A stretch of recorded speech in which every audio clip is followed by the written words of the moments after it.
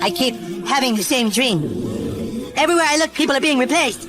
The last time I had the dream, I was walking down the school hallway. And that's when I started to notice that something's wrong. Everyone I cared about has been systematically replaced. Why are they replacing every single character with someone who is diverse? Like, it's not our fault, it's because of Kathleen Kennedy. But then Kathleen Kennedy said, put another gay diverse woman in it, make it more fun. And if Bob Iger's are like, it's gonna be my dog. Eric, it's okay. Okay. Nah. I had a dream that I was replaced by a diverse woman. Oh, not again. Yeah, only this time, it wasn't just me. They were taking all my favorite people and replacing them with diverse women complaining about the patriarchy. Will you check under the bed and make sure there's no Disney executives under there? I promise there's not. I'm scared, Mom. Will you please just look and make sure Kathleen Kennedy isn't... South Park has never shied away from tackling controversial topics, whether it's celebrities, politics, or pop culture. The show fearlessly dives in, leaving audiences laughing, or sometimes gasping. This time, they've set their sights on Disney, and things got heated. In their latest episode, joining the Panderverse, South Park hilariously takes aim at Disney's much-debated Snow White remake, and let's just say, it struck a nerve, especially with Rachel Zegler, the film's lead. Reports suggest she was furious after seeing the episode, even brought to tears, and allegedly considered taking action against the show. But South Park? They shrugged it off like seasoned pros, fully aware that much of the audience seems to agree with their take. Because, let's be honest, there's a reason it resonated so much. Something super crazy is happening, you guys. You went on a diet? This is serious, Kyle! At first, they were just dreams. But now I feel like I'm actually changing. Why would I be having visions that I'm a diverse woman? Because you're a fat, racist piece of shit? God damn it, I'm not fat. I'm just shamed for my body in a world where white men decide what's beautiful. What the fuck was that? Why would I say that? I don't say that. You see? This is happening to all of us, you guys. You might think everything is okay, but Disney, he's gonna get you. Kathleen Kennedy's gonna get you. Disney and Kathleen Kennedy are gonna get you. Diverse woman, then you're part of the problem. He scolds, setting the tone for the episode's satirical deep dive into Hollywood's approach to inclusivity. As the chaos unfolds, the gang discovers that Disney executives, led by a hilariously over-the-top version of Kathleen Kennedy, are orchestrating these changes in an attempt to appeal to modern audiences. The show doesn't hold back in portraying her as a one-note decision-maker whose go-to solution for everything is, just make it about a strong woman and blame the patriarchy. The episode cleverly blends elements of the multiverse craze with a sharp critique of corporate virtue signaling, illustrating how forced diversity can sometimes feel more like a marketing ploy than genuine representation. South Park's trademark humor ensures that no side of the debate is spared, ridiculing both those who blindly accept these changes and those who overreact to them. Unsurprisingly, the episode ruffled feathers, particularly among those involved with Disney's live-action Snow White remake. Reports suggest that Rachel Zegler, the film star, was particularly upset, with some sources claiming she was in tears over the parody. While she allegedly considered taking action against the show, South Park, true to form, remained unbothered, fully embracing the backlash as part of their legacy. With joining the Panderverse, South Park once again proves why it remains a cultural force, unafraid to mock anyone and everyone, no matter how controversial the subject. The boys' frustration with these forced changes mirrors real-world criticisms of Disney's approach to diversity. As PC Principal aggressively defends the studio's casting choices, he accuses them of being bigots for questioning why established characters are simply being swapped rather than creating new, compelling ones. When he challenges them, saying, "You probably don't like that Indiana Jones got replaced by a female either, huh? You probably have a problem with Black Spider-Man too," the boys quickly push back. No, Miles Morales is sweet. That's a whole constructed thing with its own character and narrative, they argue. This is just taking Cartman, same old Cartman, and putting a black woman in it. This moment highlights one of the episode's central themes, the difference between authentic representation and lazy, corporate-driven diversity. By contrasting Miles Morales, who was introduced as a unique character with his own arc, With hollow race or gender swaps, South Park delivers a sharp critique of modern Hollywood's tendency to repackage existing IPs under the guise of progressivism. It's this kind of unfiltered, no-holds-barred satire that has kept South Park relevant for decades. While some viewers were outraged, others saw the episode as a brutally honest take on the entertainment industry's current trends. Making the same movie over and over and pandering to everyone, but suddenly it's not working. Then we've got to pander harder. Put another gay diverse woman in it. Make it more fucking lame. No, what's going on with my stars? No, Captain Ken. Is there a problem, people? We were just discussing ideas of what to do with the new Prince Eric movie. Put a chick in it. Make her gay.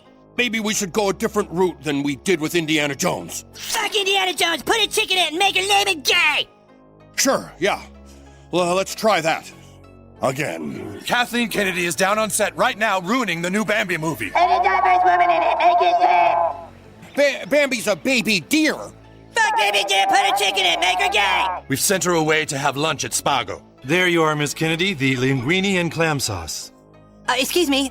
I believe I asked you to put a chick in this and make her gay. Yes, the chef was a little confused what you meant by that. Means put a chick in the linguine and make her fucking gay. And I want it lame.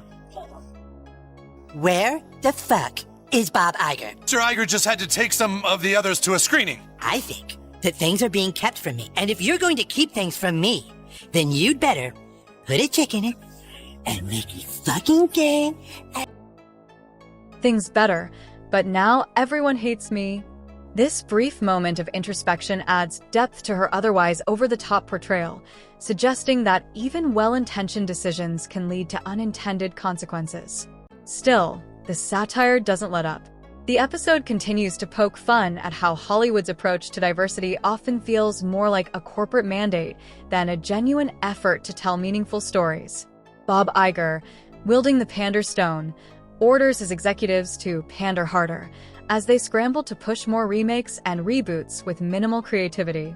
The exaggerated absurdity of the scene mirrors the criticism Disney has faced for leaning heavily on nostalgia while seemingly prioritizing box checking over innovation. By blending humor with sharp social commentary, South Park delivers a biting critique of the entertainment industry's struggles with inclusivity, authenticity, and fan backlash. While the episode sparked controversy, particularly among those involved in Disney's live-action Snow White remake, it also resonated with audiences who feel Hollywood's approach to representation has become more about optics than storytelling. As always, South Park doesn't hold back, proving once again that no topic is too big or too sensitive for its signature brand of satire. South Park's joining the Panderverse couldn't have been more perfectly timed, arriving right in the middle of the heated discourse surrounding Disney's live-action Snow White remake. The controversy had already been brewing, largely fueled by Rachel Zegler's comments about the original 1937 film.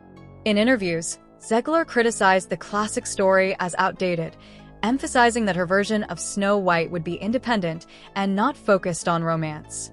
While some applauded her modernized vision, many fans saw her remarks as dismissive of the original's charm, leading to widespread backlash. South Park's sharp satire only added fuel to the fire. The episode not only mocked Disney's reliance on diversity-driven remakes, but also took jabs at the cultural clashes these films often ignite. Cartman's unexpected moment of self-awareness, just railing on woke stuff all the time, is pretty lazy too, served as a rare critique of both sides of the debate.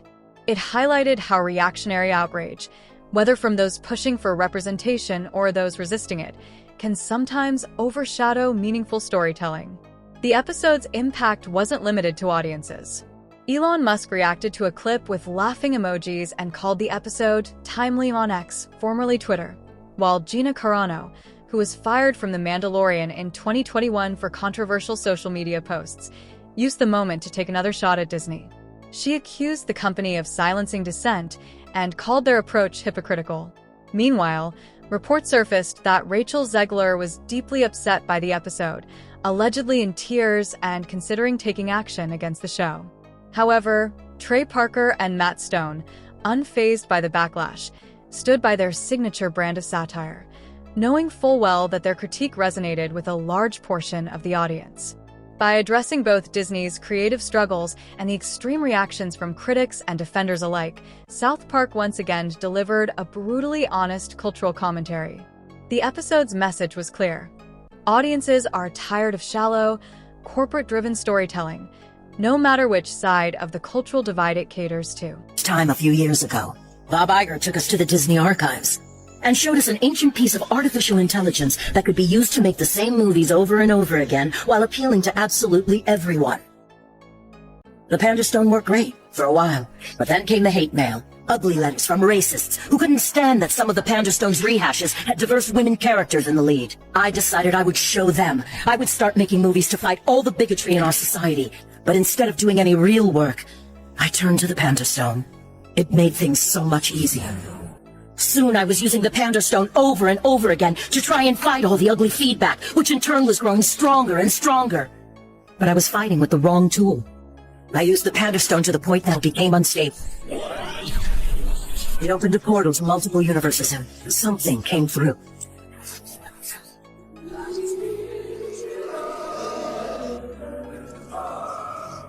At first we fought. I tried to send it back to its universe, but it got the upper hand. It was able instead to send me to this universe, out of its way so it could thrive in ours. That's actually the best explanation I've heard as to why Disney movies all suck now. Mrs. Kennedy, I don't think I've ever said this before in my life, but I'm sorry. I lashed out so hard and used the C word so many times you didn't really have a choice but to double down. I know you care about all things Disney. I'm sorry I was so reckless with the things that you love. Was just lazy. Just railing on woke stuff all the time is pretty lazy too. You think I can let go now? Oh! Come on, Kate. Looks like we got a flight to catch. The backlash wasn't just about Rachel Zegler's comments. It was about Disney's broader approach to modernizing its classics. Fans accused the studio of prioritizing diversity and political correctness over storytelling, resulting in a version of Snow White that felt unrecognizable to those who had cherished it for decades. This is where South Park stepped in. The show didn't just critique Disney's choices. It drew a sharp distinction between thoughtful representation and forced diversity. One of the episode's most striking moments comes when the boys defend Spider-Man. Into the Spider-Verse smiles Morales. They point out that Miles isn't just a diversity checkbox. He's a fully realized character with a rich backstory, his own identity, and a narrative that stays true to Marvel's lore. Disney embraced his origins, creating a version of Spider-Man that resonated deeply with audiences. Snow White, on the other hand, was already an established, beloved character with a legacy spanning over 80 years. To many, Disney's decision to drastically rewrite her story felt like change for the sake of being woke rather than an organic evolution. Fans argued that instead of crafting new, empowering characters, Disney was altering iconic ones to fit modern trends, alienating audiences who had kept these stories alive for generations. This exact sentiment is echoed in Joining the Panderverse. Cartman's nightmare about a multiverse filled with race and gender-swapped versions of his favorite characters isn't a rejection of diversity itself. It's a rejection of shallow, tokenistic storytelling. The episode makes it clear, diversity should enhance a story, not define it. Trey Parker and Matt Stone perfectly captured this cultural moment, using South Park's signature humor to satirize not just Disney's creative decisions, but the broader trend of sacrificing storytelling for the sake of meeting corporate-driven diversity quotas. The episode resonated with viewers because it voiced what many were already feeling, that representation matters, but it needs to be meaningful and respectful to the source material. He's like, it's not our fault, it's because of Kathleen Kennedy. But then Kathleen Kennedy's just like, fuck it, make it more lame. And everyone in town is like, no, please, Kathleen Kennedy, stop ruining everything. But Kathleen Kennedy is all like, put another gay diverse woman in it, make it more fucking lame. And the Disney stock just keeps going down and down and down. And then Bob Iger is all like, no, what's going on with my stars? No, Kathleen Kennedy. What have I told you about being more mature? I can assure you Kathleen Kennedy is not under your bed. Right fucking Kathleen Kennedy, right fucking there! You! Come here! No! The episode is how it portrays Kathleen Kennedy as a one-note executive whose only solution to every creative decision is to put a chick in it and make her lame and gay. This exaggerated mantra highlights the criticism that Disney has leaned too heavily on surface-level diversity rather than focusing on strong, well-developed characters and compelling narratives. The episode goes even further by introducing the Pander Stone, a mystical device Disney executives use to recycle old stories with forced inclusivity rather than genuine innovation. Bob Iger, depicted as the desperate CEO, orders his team to pander harder. A hilarious yet scathing critique of how the company has handled its recent reboots. Kennedy's portrayal, while comedic, reflects real-life backlash she has faced for her role in shaping Disney's modern era, particularly with Star Wars and now Snow White. However, in an unexpected twist, South Park offers her a brief moment of vulnerability. She admits, "All I ever wanted was to make things better, but now everyone hates me." This small glimpse of self-awareness suggests that while the intent behind these changes may have been well-meaning, the execution has left many fans feeling alienated.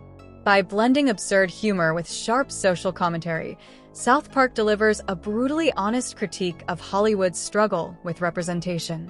The episode doesn't just mock Disney's decisions. It exposes the broader issue of how corporate-driven diversity efforts can feel more like marketing ploys than meaningful storytelling. South Park's Joining the Panderverse takes its satire to the next level with the introduction of the fictional Pander Stone, a mystical artifact used by Disney executives to enforce tokenistic diversity in their films. The running gag, "Put a chick in it and make her lame and gay," delivered with pitch-perfect comedic timing, underscores the show's critique of storytelling decisions that prioritize political correctness over meaningful character development.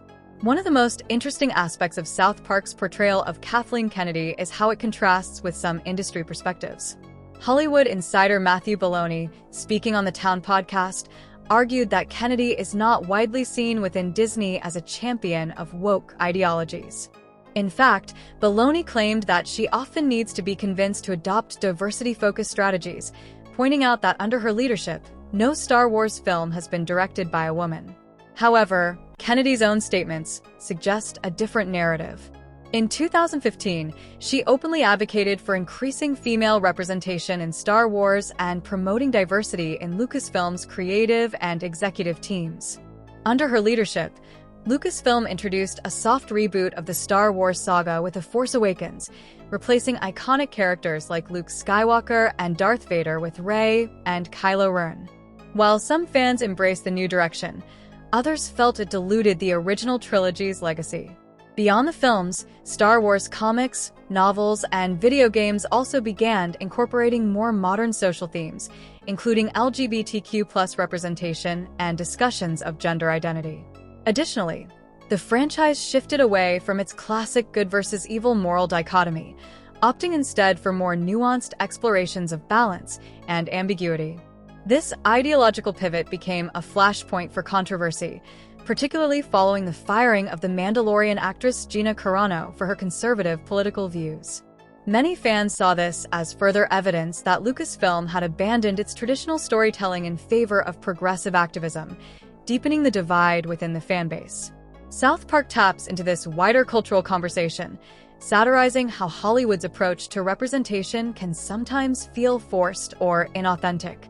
Critics, including Bishop Robert Barron, argue that modern ideological storytelling often fosters division by emphasizing collective guilt and equity of outcomes over individual merit and opportunity. Barron contends that these approaches can undermine timeless values like love, forgiveness, and personal responsibility, values that once defined many classic Star Wars narratives. This aligns perfectly with South Park's portrayal of Disney's creative decisions under Kennedy. By prioritizing tokenistic representation over compelling narratives, the show suggests that Disney risks alienating audiences and diminishing the emotional impact of its stories. The episode doesn't reject diversity. It simply argues that diversity should be thoughtful and meaningful, rather than a superficial checkbox mandated by corporate decision-making. With its trademark irreverence, South Park once again delivers a sharp, unfiltered take on one of the most contentious debates in modern entertainment. Diversity! first woman in it. Make it lame. But Mrs. Kennedy, Bambi's a baby deer. Baby dear, put a chick in it. Make her gay. There She's you at are, Miss Spago Kennedy, in the LA. linguine and clam sauce. Excuse me. I believe I asked you to put a chick in this and make her gay. Yes, the chef was a little confused what you meant by that. It means put a chick in the linguine and make her f***ing gay. Where the is Bob Iger? Mr. Iger just had to take some of the others to a screening. I think that things are being kept from me. And if you're going to keep things from me, then you'd better put a chick in it. Okay. It's so true. It's their entire programming strategy. The last time I had the dream, I was walking down the school hallway. And then I see Butters, and he's like, "Hey, Eric, you want to see what my mom packed me for lunch?" And that's when I start to notice that something's wrong. Everyone I cared about has been systematically replaced. And finally, I want to scream, and I'm like, why are they replacing every single character with someone who is diverse? But then Kennedy's like, it's not our fault, it's because of Kathleen Kennedy. But then Kathleen Kennedy says like, make it more lame. And everyone in town is like, no, please, Kathleen Kennedy, stop ruining everything. But Kathleen Kennedy is all like, put another gay diverse woman in it, make it more lame. And the Disney stock just keeps going down and down and down. And then Bob Iger is all like, no, what's going on with my stocks? No, Kathleen Kennedy. Ah! No, make it more lame. That is exactly what they're doing. And that is why we hate the diversity, equity, and inclusion casting and writing in. Attire and Zegler's real-life comments didn't go unnoticed, and it's no surprise that she reportedly didn't take the episode well. According to sources, Zegler was in tears after watching Joining the Pandaverse, and even considered taking action against South Park for what she saw as an unfair and mean-spirited portrayal of the controversy surrounding Snow White. While some defended Zegler, arguing that she had good intentions in wanting to modernize Snow White, others felt that South Park had simply articulated what many fans were already thinking, that Disney's approach to diversity often feels more like corporate pandering than genuine creative evolution. Social media reactions to the episode were overwhelmingly positive, with Twitter and Reddit threads lighting up with memes and commentary. Comments like, "Finally, someone said it," and "This is why we love South Park," they roast everyone, flooded online discussions. Fans especially appreciated how the episode balanced its critique, calling out both Disney's forced diversity efforts and the extreme outrage from anti-woke critics. The fact that Cartman himself acknowledges, just railing on woke stuff all the time is pretty lazy too, shows that South Park wasn't just attacking one side of the debate, it was exposing the absurdity on both ends. Even public figures joined the conversation. Elon Musk reacted with laughing emojis and called the episode timely, while Gina Carano, who was fired from The Mandalorian, used the moment to reignite her feud with Disney, accusing the company of silencing critics. In the end, Joining the Pandaverse resonated because it didn't just take aim at Disney, it tapped into a larger cultural frustration with Hollywood's approach to storytelling. South Park has always thrived on being fearless, and this episode was no exception. By skewering both the studios making these changes and the backlash that follows, the show once again proved why it remains one of the sharpest voices in satire today. Rachel Zegler's casting as Snow White has become a flashpoint in the ongoing debate over diversity and authenticity in Hollywood. As a Hispanic actress taking on the role of a traditionally white character, Zegler represents progress in terms of representation, but that progress has come with significant backlash. Critics argue that Disney's decision to cast her feels more like corporate tokenism than genuine storytelling, reinforcing the perception that the studio prioritizes diversity as a marketing strategy rather than as an organic evolution of its characters. South Park's Joining the Pandaverse satirizes this very issue, questioning whether Disney's efforts are truly about inclusion or merely about box-checking.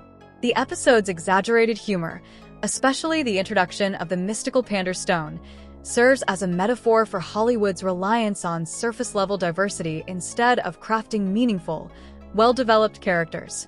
While Zegler may view herself as part of a broader push for representation, the backlash she faces suggests that audiences remain divided on how these efforts should be implemented. However, Zegler hasn't been without support. Many fans see her casting as a positive step forward, arguing that classic stories should evolve to reflect modern values and diverse perspectives. Supporters also highlight that her Hispanic heritage brings a fresh cultural dimension to Snow White, allowing more audiences to see themselves in the story. From this perspective, representation isn't about replacing or erasing. It's about expanding and reimagining beloved narratives in ways that make them more inclusive. Yet, the divide between fans who welcome these changes and those who prefer the original interpretations underscores the broader cultural debate about diversity in media. While some view Zegler's Snow White as a necessary and meaningful update, others see it as unnecessary tampering with a classic. South Park's satire doesn't just criticize Disney. It reflects a conversation that is playing out in real time, showing how representation in Hollywood remains a complicated and often polarizing issue. The gold medal of evil has to go to Pandaverse Kathleen Kennedy. If there's any character in the special we could describe as the true villain, Pandaverse Kathleen Kennedy is her. Resembling Cartman in drag, which is most likely a complete coincidence for sure, Pandaverse Kennedy essentially crosses over into our universe in order to make it more like her own, via the use of Bob Iger and the Disney company. The way she opts to do this is by putting a gay female in everything. Put a chick in it, make her gay! Which ruins the projects that the Disney company is producing. Pandaverse Kennedy is very short-tempered, demanding, and egotistical, not listening to a single bit of feedback from anyone around her. We have to give her the Pride Medal as she clearly sees her way as the right way, and anyone who disagrees even remotely is disregarded. Pandaverse Kennedy represents all the aspects of Cartman and Kathleen Kennedy on their worst days, making her the perfect choice for the gold medal of evil. Well, Gerald, I don't know if you can just talk to your son, but can we just admit this whole woke thing isn't working? Woke thing? I mean, it's been great in so many ways, but now it's like every movie and every TV show, it's like you can see through it now. Audiences want to be entertained. They don't want to be preached at. And if you're just doing shows and movies that have an agenda, it's just going to keep failing. Randy, what are you... Ultimately, South Park's joining the Pandaverse serves as a mirror to this cultural moment, amplifying both the frustrations of traditionalists and the aspirations of progressives. By lampooning Disney's creative choices and the backlash to them, the show sparks conversations about the fine line between meaningful representation and corporate pandering. Rachel Zegler's reaction, juxtaposed with the audience's praise for South Park, underscores the emotional stakes of this debate. For Zegler, the satire may feel like a personal attack on her identity and career. For audiences, however, it's a reminder of the importance of storytelling that feels both inclusive and authentic, rather than forced and performative. In the end, South Park does what it does best, using humor to navigate complex cultural issues and expose contradictions on all sides. Whether one sees the episode as a scathing critique of Hollywood's diversity efforts or as a much-needed call for more thoughtful storytelling, it leaves viewers with plenty to think and laugh about.